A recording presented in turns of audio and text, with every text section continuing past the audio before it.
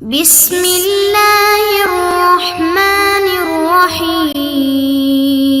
السلام علیکم معزز طلباء کرام، آپ سب کیسے ہیں؟ آج ہم تفسیر بیضاوی کے سبق نمبر 97 کو پڑھیں گے،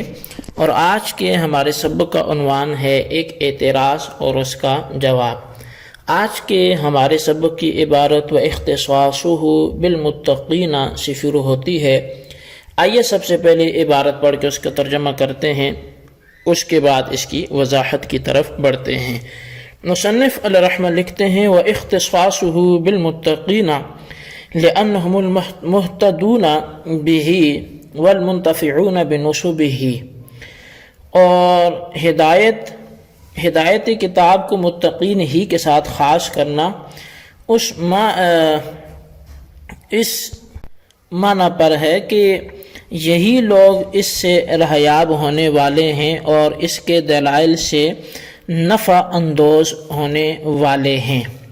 وَإِنْ كَانَتْ دَلَالَتُهُ عَامَةً لِكُلِّ نَاظِرٍ مِّن مُسْلِمٍ وَكَافِرٍ، اگرچہ کتاب اللہ کی رہنمائی ہر قاری کے لیے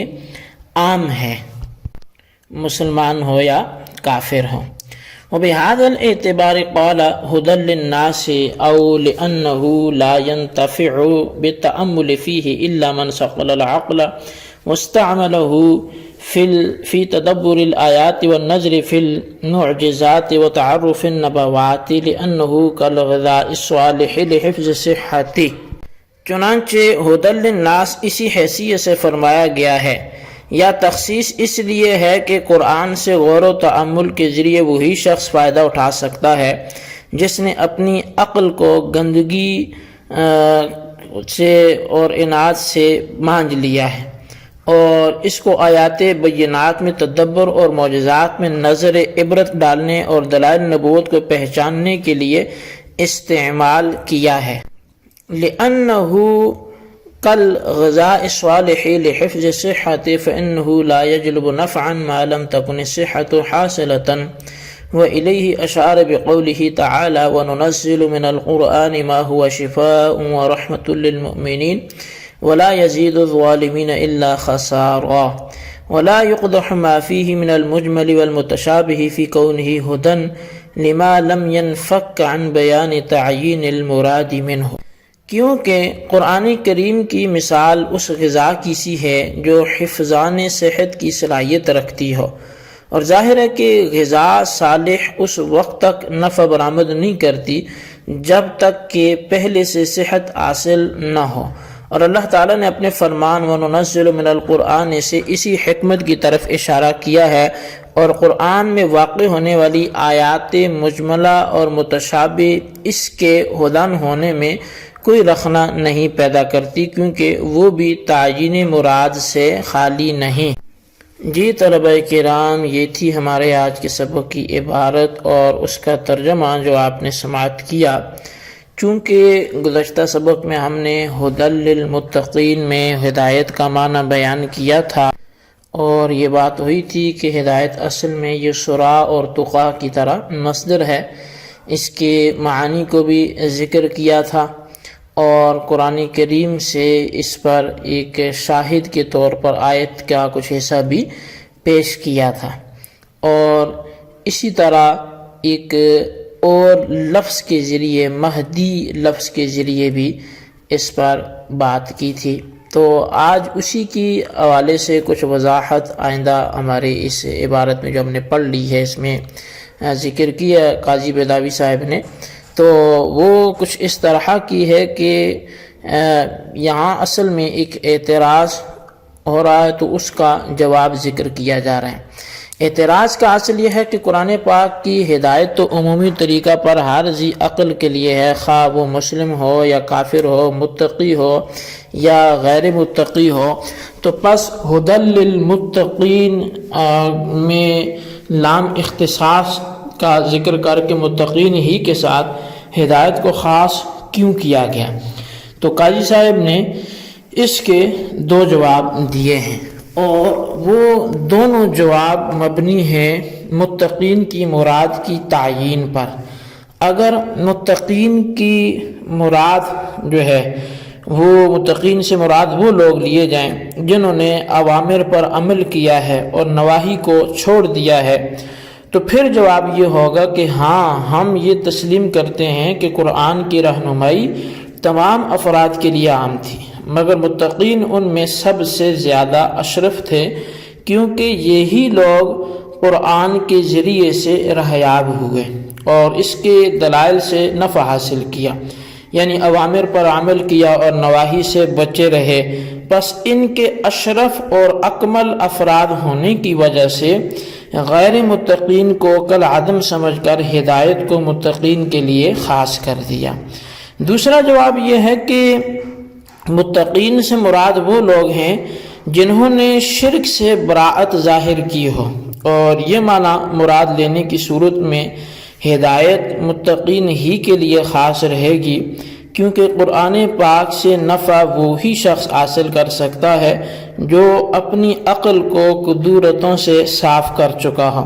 اور معجزات و نبوت کے دلائل میں غور کر کے ایمان لا چکا ہو، اور ایمان کی ضرورت اس لیے ہے کہ قرآن پاک بمنزلہ اس غذا کے ہے جو بقائے صحت کے لیے استعمال کی جائے، اور جو بقائے صحت کے لیے استعمال کی جاتی ہے وہ اسی وقت میں کارآمد ہوتی ہے جبکہ پہلے سے صحت حاصل ہو۔ اگر پہلے سے صحت حاصل نہ ہو تو وہ غذا اس کے لیے نقصان دہ ہوگی۔ مثلا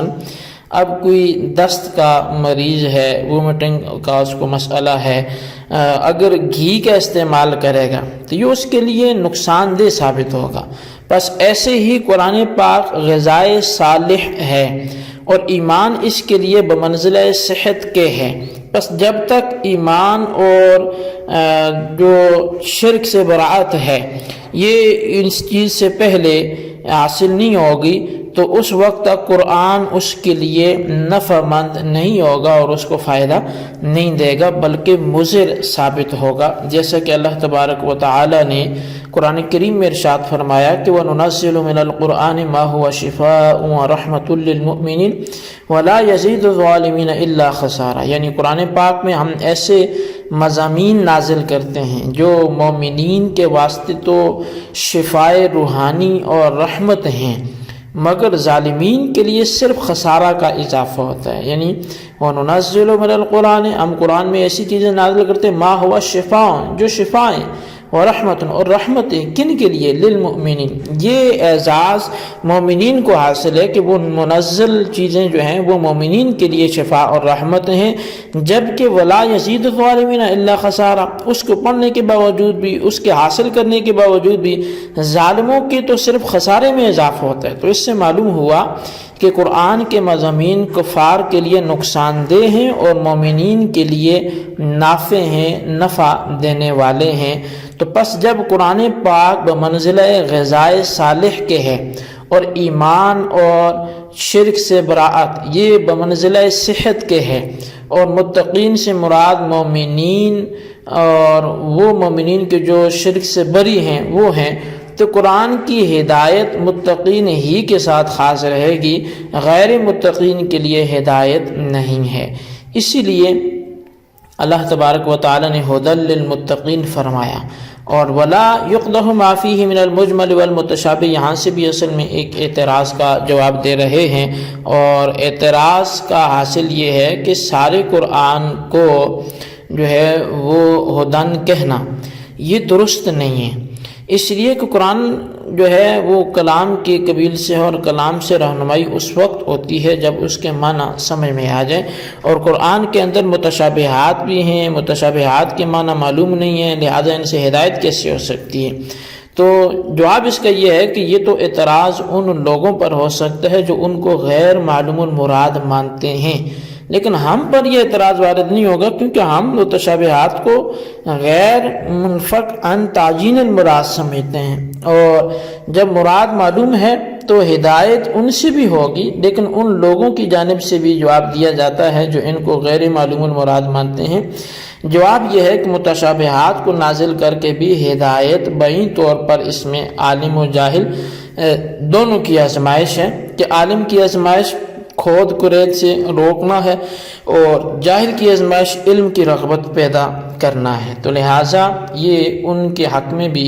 مفید ہی رہیں گی، یہ غیر مفید نہیں ہوں گی۔ جی طلبہ کرام، یہ تھی ہمارے آج کے سبق کی عبارت، اس کا ترجمہ، اس کی وضاحت اچھی طرح سمجھیں، اس کے خلاصے کو اپنے رجسٹر پر ضرور لکھیں، بالخصوص ان سوالات کے جوابات دیں۔ سوال نمبر 1 یہ ہے کہ کل غذاء صالح میں مشبہ کون ہے اور وجہ تشبیہ بیچ میں کیا ہے؟ اور سوال نمبر 2 یہ ہے کہ ولا یقدح ما فیہ من المجمل والمتشابہ سے کس چیز کو وضاحت سے بیان کیا جا رہا ہے، اس کی تفصیل تحریر کریں۔ اللہ تبارک و تعالیٰ سے دعا ہے جو کچھ ہم نے پڑھا سنا سے یاد رکھنے کی توفیق نصیب فرمائے، آمین بجاہ النبی الامین صلی اللہ علیہ وسلم۔